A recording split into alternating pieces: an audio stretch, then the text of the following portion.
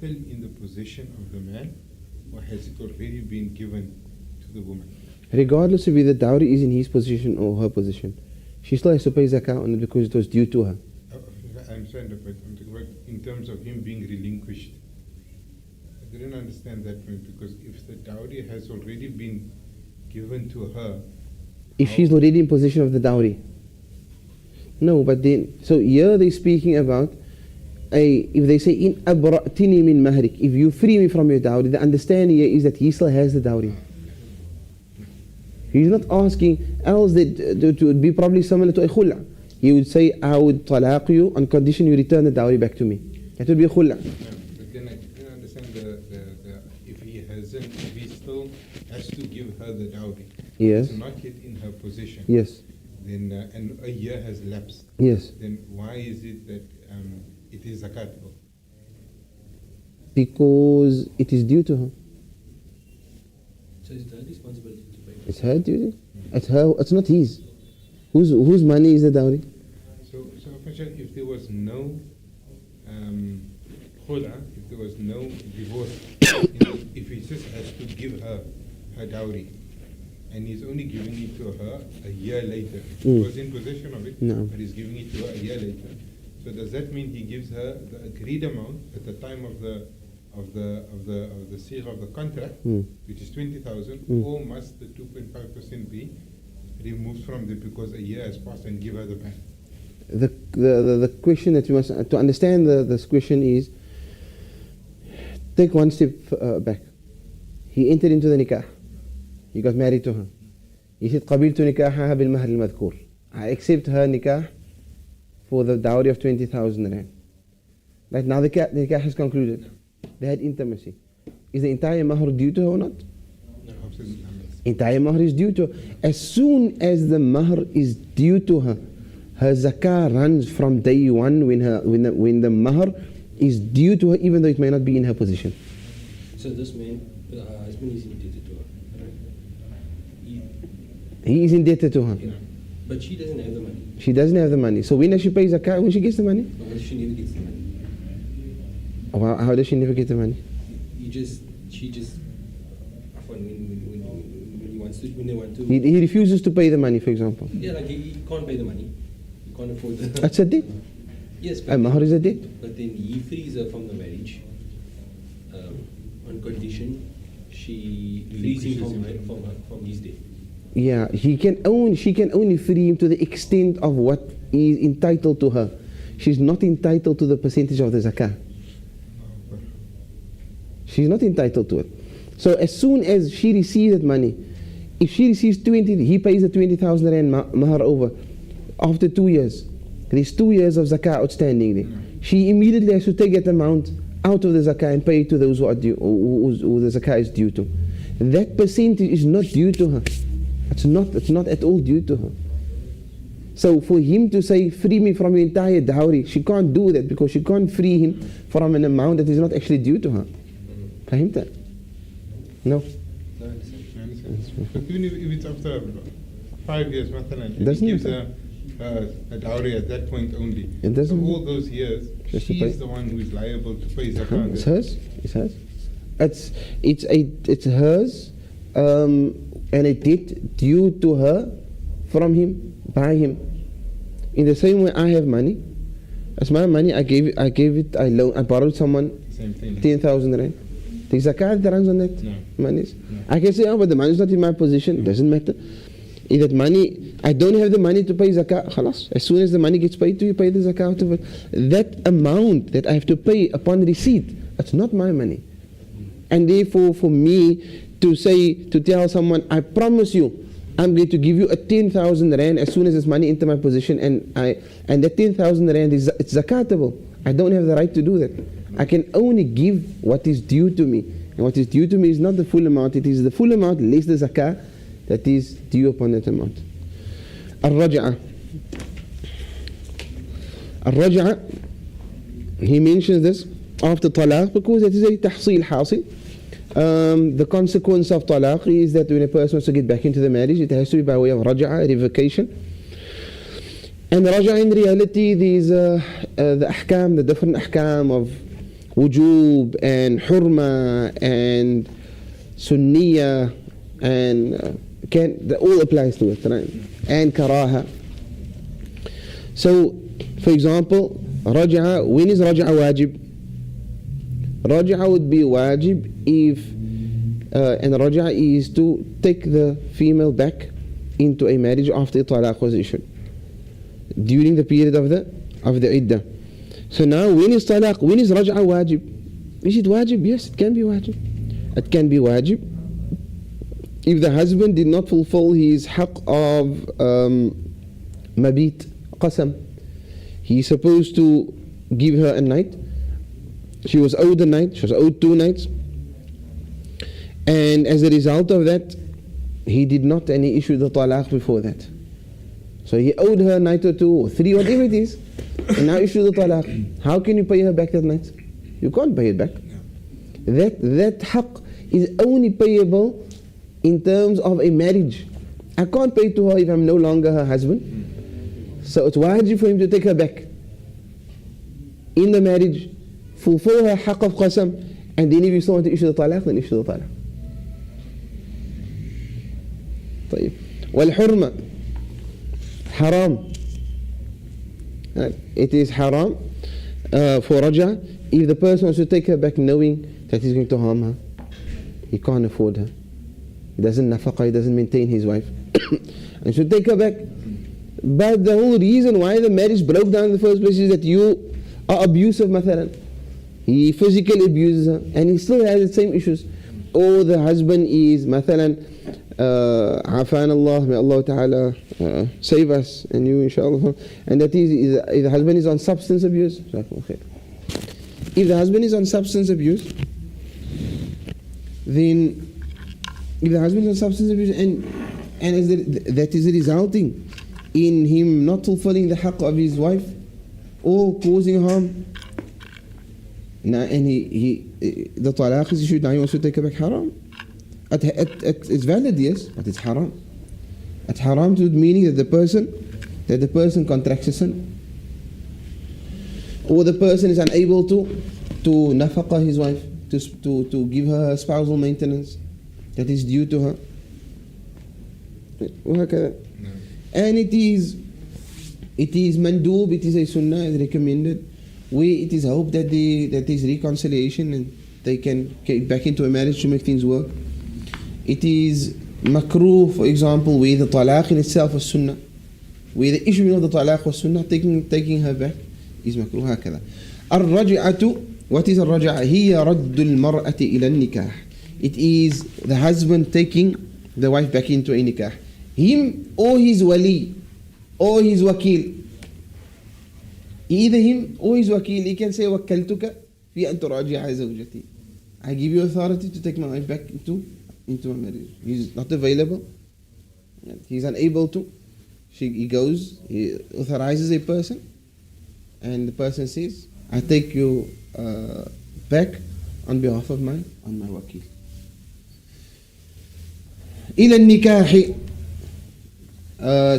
back into a marriage. من طلاق, on account of a talaq that was issued. غير بائن, the condition is that the talaq must be غير بائن. It can't be a khula, must be a talaq. Because khula, the iddah does not belong to the man, and therefore غير بائن, it mustn't be a talaq that is irrevocable. What is a talaq that is irrevocable? A khula, a fasakh, and the third talaq. Third talaq is irrevocable. Khul' is irrevocable. A fasakh is irrevocable, where a female gets her marriage terminated by virtue of a judicial annulment and the decree of a judge on the grounds that is to be found in Sharia for the annulment of a marriage. She goes to the Qadi and says, Ya Qadi, this husband of mine, he does not nafaqah. The Qadi says, gives him time. Maashi nafaqah. No. Or he doesn't appear. Once, twice, doesn't appear. And the Qadi says, Hakamtu li fulana, I've I ordered أن يفسخ النكاح, that the nikah is terminated. وقد فسخت نكاح فلانة من فلان. That person now can't come during the iddah and say راجعتك, I take you back.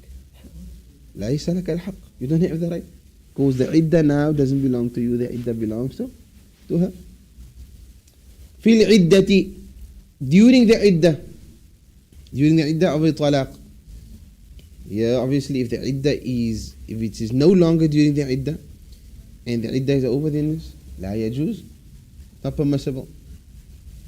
In two of the previous situations that we mentioned, it's possible for them to be back, to get back together. That is in a fasakh and a khula. He can still get back with his wife provided that he has sufficient talaqs left. If it is a third khula, then he can't take her back. The khula is the same حكم of the talaq. أي أن الخلع ينقص من عدد الطلقات. أي khula, we said, is a talaq with compensation. It is a talaq, except it is talaq with compensation. And the iddah is in the hands of the wife, and she pays the compensation to the husband, and the husband can't say raja'atuki, I take you back during the iddah of a khul'a. If the third talaq that he issues is a khul'a talaq, and he says one talaq, but you already issued two before that, and the third one she pays him a compensation, issues a talaq, khalas, then this is talaq ba'in. It can never be together again, because khul'a diminishes and reduces from the amount of talaq that the husband has. Unlike a fasakh. A fasakh does not reduce from the talaq. When a female goes for a fasakh and the qadi issues a fasakh, it doesn't reduce the amount of talaq that the husband has. If she goes for 2 or 3 fasakhs, the husband still has his full 3 talaq that he can issue. So they say fil iddati, during the iddah, خرج بهما إذا انقضت العدة. This obviously means that when the iddah is over, then he cannot take her back. إلا بعقد جديد, except through a new contract. So he issued a طلاق رجعي. أنت طالق. طلاق رجعي. She went under iddah. During the iddah, she went through her first clean cycle, second clean cycle, third clean cycle. She experienced her hayd after her third clean cycle. Her iddah is over. Now that the iddah is over, the husband comes to her and says, Raja'atuki. She tell him, Al-afu minnak, my iddah is over, and you can't take me back as you wish. You can't just do with me as you wish. Yeah, but I love you and I want to. And I'm regretful. Maar no, ze is zo lang gewacht. Je kan ons vannager gemaakt. Je kan ons je mind opgemaakt. Why now? Why now in the iddah? When the iddah, my bokkie, je weet moest spijt komen, is maar altijd te laat. Maar ik heb nog gerealized. Tayyip, shuf. My iddah is over. If you want to get married to me again, first go and propose, go and ask for my hand in marriage, and get my father's even to perform the nikah, and this is my mahr, and if you pay this, bismillah. And the reality is the idhn of the wali in the case of a thayyib is not, it's not an idhn where he has the ability to say no. It is just an idhn for him, permitting him to act as her wali, as we said in the past. So meaning that, just to recap again for those that may have forgotten, is that when you say that there's a bikr, a virgin, the wali can marry her even against her consent. And his idhn is essential for her to get married. As in the case of a thayyib, a non-virgin, someone who was married before, she don't require his permission to marry her off, but she requires authority to marry her off. In the first, the bikr, she requires the permission and the authority. In the case of a person who was married before, she requires the authority and not the permission. The father can say, but I don't want you to get married to me. I know what is good for me. I've been around the block, alhamdulillah. I just need daddy to give my hand off in marriage to this person. And that is where some people make the mistake. They say that, but sy maak mos nie, wali nie, sy was maar klaar getrouwd. Female at all times, married or not married, inshallah kana 60 sana. 70 سنة, even she was 70 years old. Right? 70, 80 years old. تحتاج ولي. She needs a wali. Even if she was married 20 times, she needs a wali.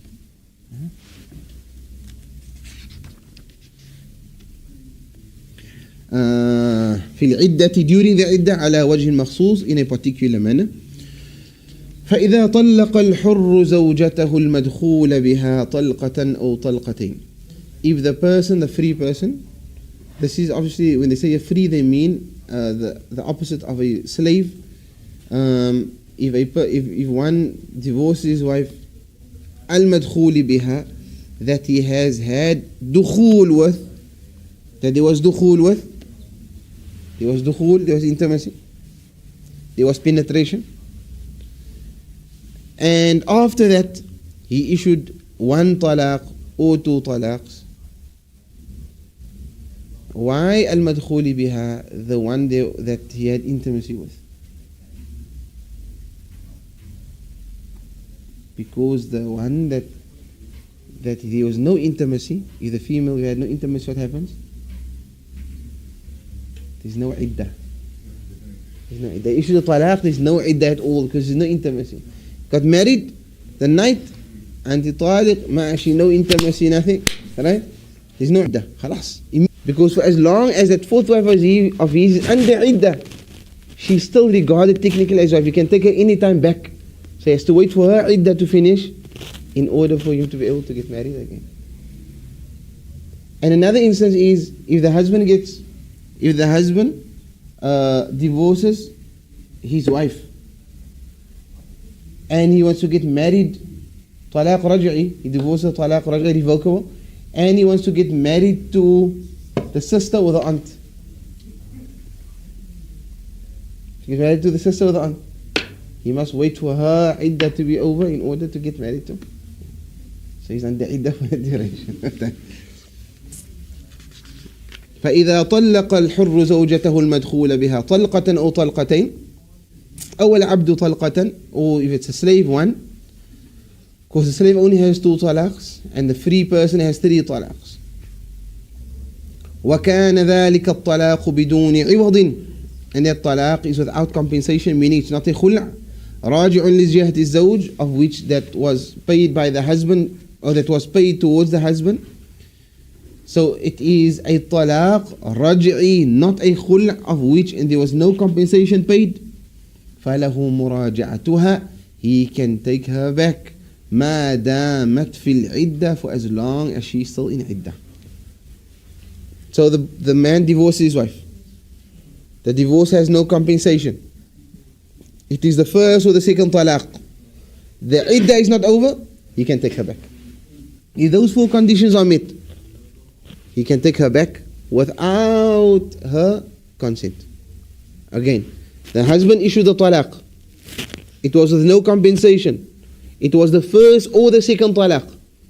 And the iddah is not over yet. He can take her back without her consent. And if Allah says, وَبُعُولَتُهُنَّ أَحَقُّ بِرَدِّهِنَّ فِي ذَلِكَ إِنْ أَرَادُوا إِصْلَاحًا, and the spouses, meaning the husbands, have more haqq to take them back within their marriage, back into the marriage.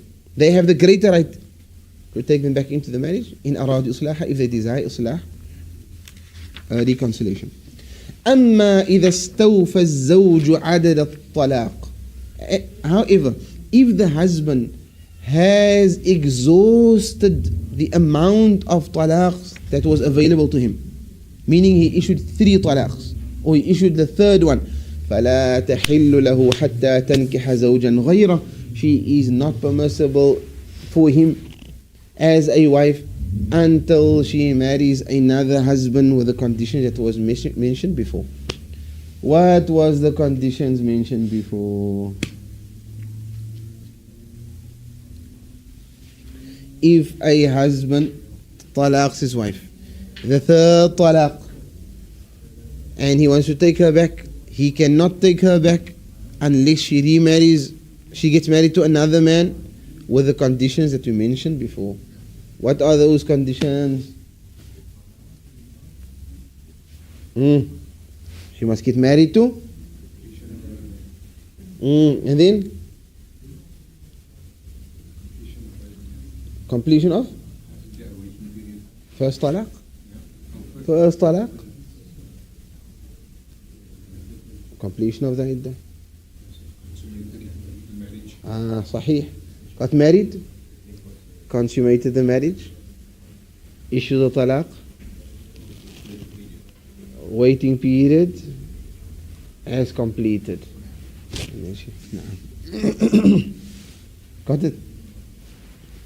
Got married to someone else, had intimacy,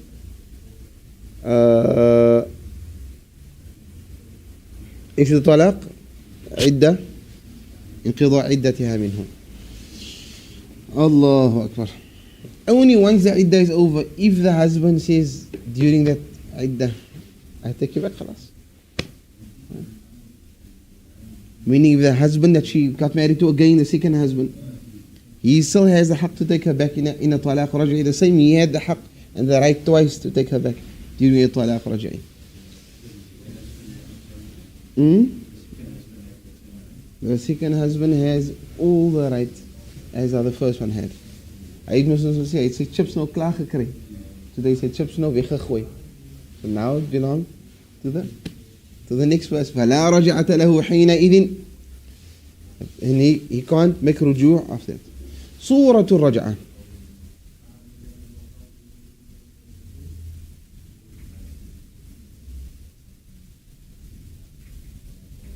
However, what in the event if the iddah is not over?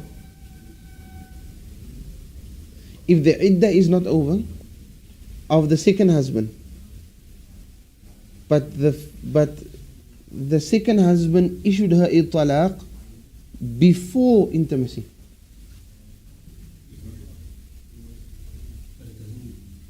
Understanding? So just for the sake of the viewers, some of the viewers told me, Shaykh, you're going a bit too fast. We need some time to process. Right? So the first scenario was the husband issued all three talaqs. Iddah was Iddah was over. He now wants to get back with her. He can't get back with her because she has to remarry someone else. So she remarried.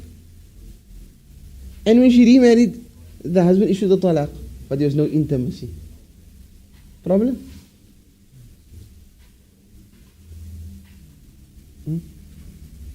Remember we said now, getting married, intimacy, there's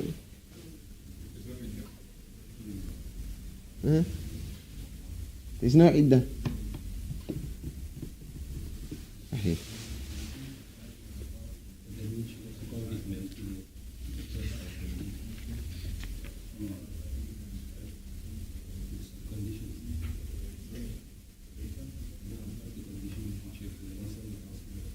Okay, what in the event if the second marriage was khula? So he issued one talaq, but it was khula. He can't take her back. So her iddah runs, but her iddah does not belong to him, her iddah belongs to her. The question is here, what he's asking, what if the husband, that question that you asked now, what if the second husband issues the talaq prior to intimacy? And there's no iddah. Can she now go back to, after he issues the talaq, the condition is there must be dukhul. There must be dukhul.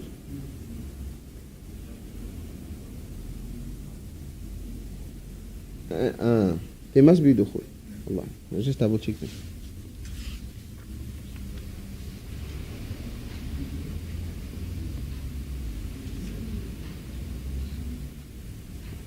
Because if that is the case, then he gets married. Before dukhul, he issues the talaq. There is no iddah and she gets back then. And the conditions, there must be dukhul. For her to be able to get back to the first husband, there has to be dukhul.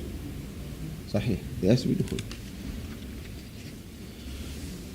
صورة الرجعة أن يقول الزوج للمطلقة منه طلاقا غير بائن بعدد أو عوض.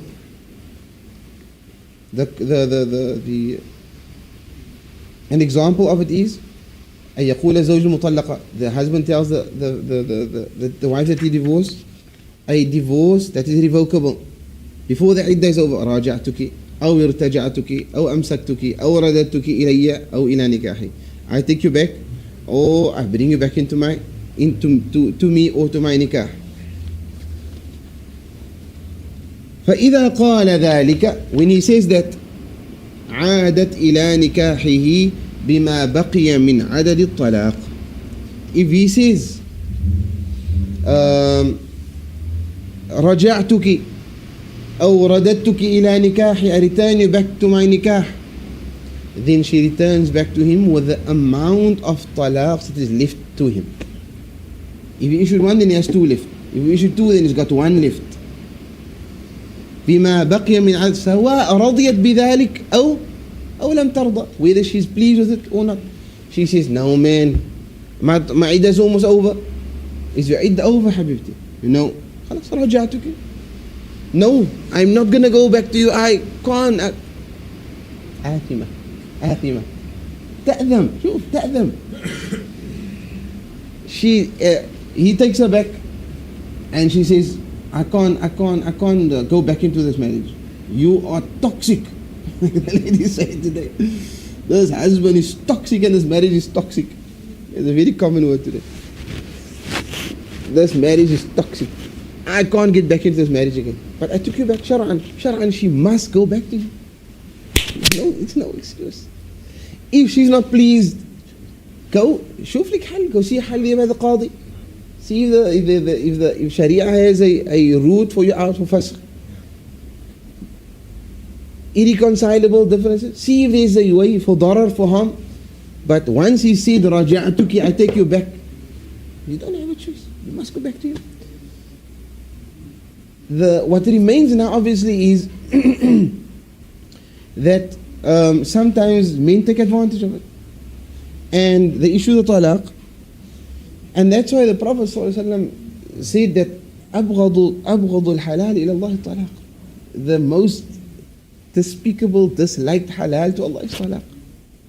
Because it's as though it has become a tool to control a person, or to play with a person's life and the feelings and the emotions. So issue the talaq and after take it back, issue the talaq and take the person back. But now, every time a talaq is issued, marriage is broken down, trust is broken, female goes into a mourning period, she goes through difficulties, and now you just conveniently say, I take you back. It's not the easy thing. But Shar'an, the female has to return, she doesn't have a choice. If she does not return, she's considered a zawjah nashiza, a wife that is disobedient. A wife that is nashiza, that is disobedient, her nafaqah falls away. Her nafaqah falls away, meaning there's no nafaqah due to her whatsoever. She don't listen to her husband.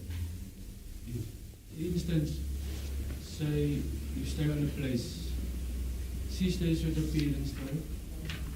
I'm not doing a job now. She still stays with her parents, but you don't like staying together with her parents, another husband. Then you tell her, look, we have a place. But this place is maybe in Cape Town, but maybe the same Mitchell's Flat, or say in Strandford, say, but your wife said no, she don't want to stay with me. She's like, can't you even listen to you? So what is that? Isn't it your wife must listen to you, Islam? Or in anything else? There's a few things that you mentioned here. There's a few principles that you have to consider. Number one is, are they living together or are they not living together? Are they divorced? Are they not divorced? Is there a valid nikah? Why are they separated? Why is he by the husband, by his parents? Why is she by her mother? And then the conditions also of living, that a female does not have to necessarily accept, where she can refuse to move into a certain home if certain conditions are not met within that home. By example, there's the one house, his brothers are living also in the house. His brother is haram for her, but they're all living in one house, same toilet, same kitchen. It's all haram. How can I live in a house where your brother is as well? Strange man to me. I can't live like it. I need my own bathroom. I need my own kitchen. Even if it's only a small place like this, small cordon off, but I need separate bathroom, separate kitchen from them. They call it amenities of those in the home. Separate amenities. Can't use the same bathroom, come out of the bathroom and your brother is haram. Okay, so many times that the conditions under which females are living is unacceptable, shar'an. It's a norm within our community that at times they would cordon off a room, for example. But a separate entrance complies. A separate entrance has separate amenities, complete separate entrance, own bathroom, own kitchen, own room privately. But not we face a certain situation where the wife is at times sharing a bedroom with his family. One bedroom sharing with his family. At times sharing a living space where they're not allowed to lock the door.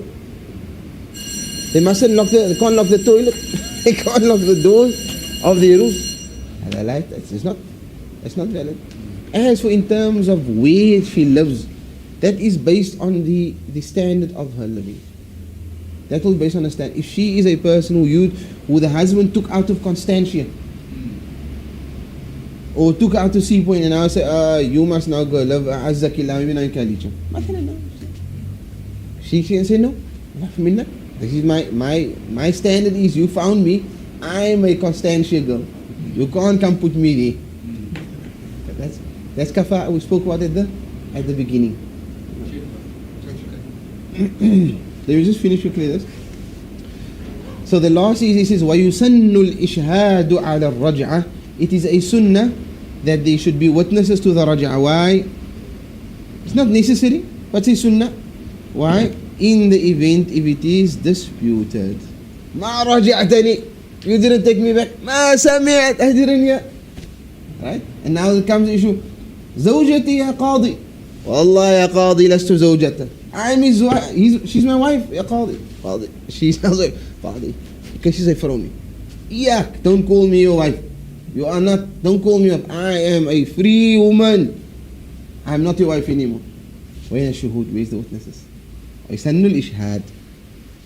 وقال بعضهم, some of them, and this was actually the old madhab of Imam Shafi'i, he said الإشهاد واجب. Ishhad is necessary.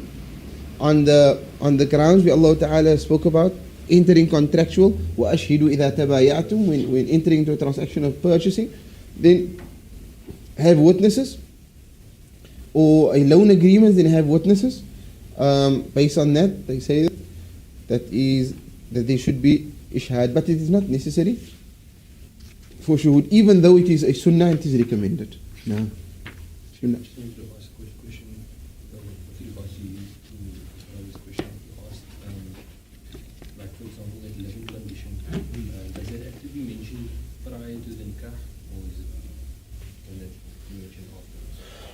Afterwards becomes a problem, because once you are already in a nikah, then you're sitting with a situation now that the female is saying this is, but okay, hold on, did she accept the living arrangements initially? They don't know where they're going to stay, for example. And then afterwards is looking at a few places, and after the nikah is okay, well, this is where we're going to stay, but this is not Constantia. Yes, guys, The same. And he says, this is all that I can afford. Whatever reasoning. No, if he can afford it, he must give her based on her kafa, on what she's accustomed to. She can easily relinquish. She can say it's fine. In a windy house, someone's yard, doesn't matter, as long as I'm with you, Habibi, I'll go wherever you want me to go. Alright? She can relinquish that haqq, but it's her haqq. It's her haqq too. حتى يقول إن كانت ممن تخدم. If she was someone who was served within her home of her parents, you must get her a servant. If she was someone that the morning she wake up, she walk out, dress, makeup out, leave the bed just so, and Keta, food is ready. You cannot mimman tukhdam. You should someone that is served in that manner. You must get the same. Must get the same. So like for example, if they had a helper, If they had a helper, then you must get a helper. but if she If she relinquishes, that's her haqq. She says, no, it's fine. If she had two helpers, you get two helpers. But the point is, that's why Imam Shafi'i placed so much emphasis on kafa'a, on compatibility. Reason being is that down the line, after the novelty wears off and demands are now placed and the rights and obligations become the medium of transaction between them or communication. You didn't do your right. If that becomes the language of communication, then now where do you fall now? You fall short. The husband falls short in terms of his capacity and capability. So you say before you get to that point, make sure that you meet the kafa'a, comply. Imam Malik differs in terms of kafa'a and is not so stringent. Imam Shafi'i is more stringent in compatibility, in terms of lineage, in terms of position, jobs, in terms of social standing. So actually before you get married, you must tell them, look here, this is the story. The story should be like this. Yeah, don't paint a different story. Don't come with someone else's M3 and you make a thing that you're not driving M3. Take a Uber. If you don't have a car, take the Uber. The issuing with the saying of the taking her back, is it compulsory that he says it to her?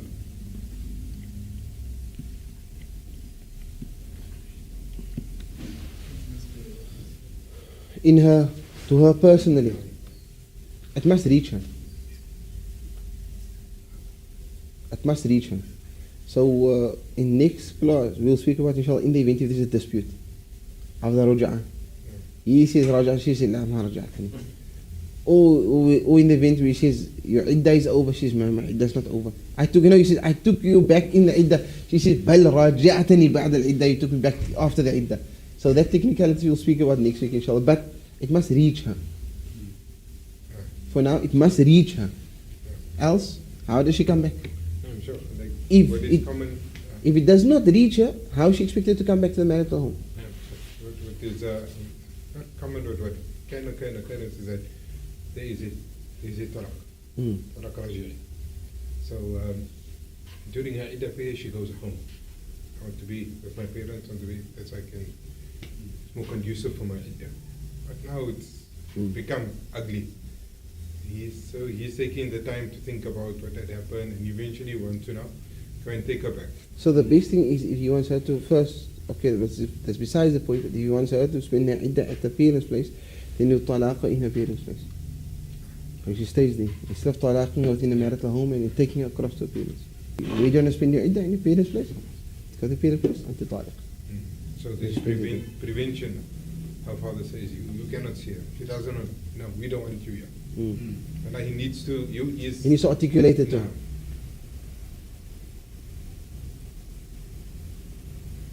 shut outside the house. Which is on his status.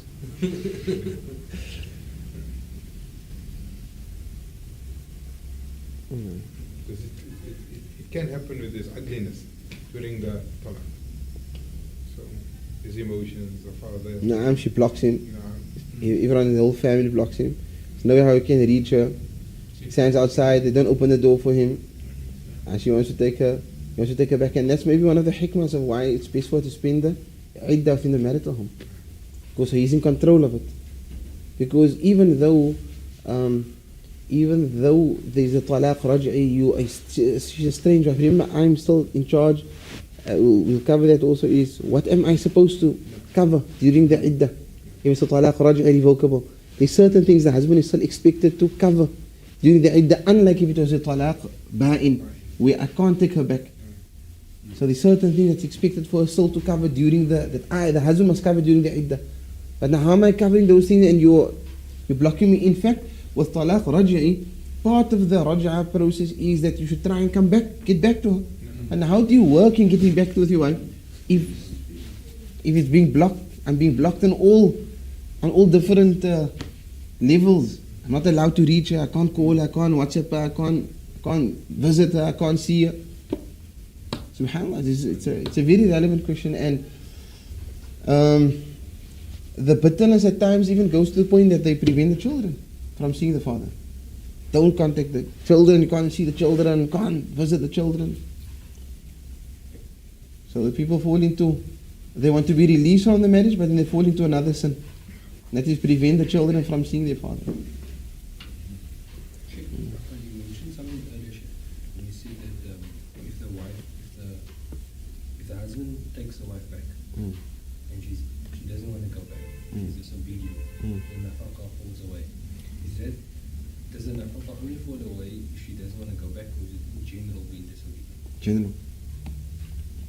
So for example, If a husband invites a female to the room, and she has no valid excuse, no sickness, haid, and she says no, nafaqah immediately falls away. Nashiza. so In fact, in طلقها وهي ناشزة, if he talaqs her in a state of nushuz, there's no nafaqah during even the iddah, even if there's iddah, I will cover that from next week. Even if it's iddah, al-mutallaqa talaq raj'i, if it's a raj'i iddah, he's supposed to nafaqaha, supposed to provide her with a maskan, with a roof, with a home. That even falls away if he divorces her in a state of nushuz, disobedience. Example, Habibti, come, Bismillah, you want to have intimacy? She says, no, sorry. I didn't know I had a blow for you. No, I just came from the hairdresser now, but then right? She refuses, blatantly refuses. If that leads to an argument of which she talaqs, she's in a state of nushuz, she spends the entire iddah during that, there's no nafaqah. Because لأنه طلقها وهي ناشزة, he talaqed in a state of disobedience.